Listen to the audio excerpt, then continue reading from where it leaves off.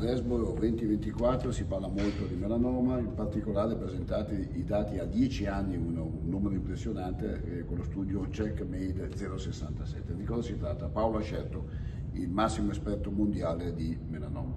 Si tratta dello studio che ha confrontato la combinazione di ipilimumab e nivolumab nei pazienti con malattia metastatica, melanoma metastatico, al nivolumab monoterapia e all'ipilimumab monoterapia. Si evince che la combinazione è superiore alla monoterapia e a 10 anni adesso abbiamo un dato molto più robusto che conferma quello che abbiamo visto a 5 anni, la stessa percentuale dei pazienti.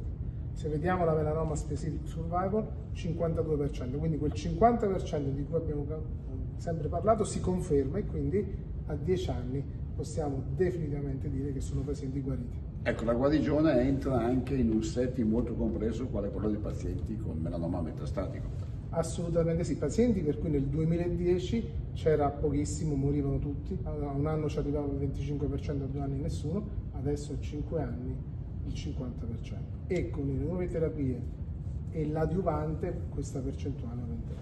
Quindi la combinazione ipilimumab di nivolumab si dimostra vincente anche in un periodo di tempo molto ampio. Assolutamente sì, rappresenta quindi lo standard di terapia.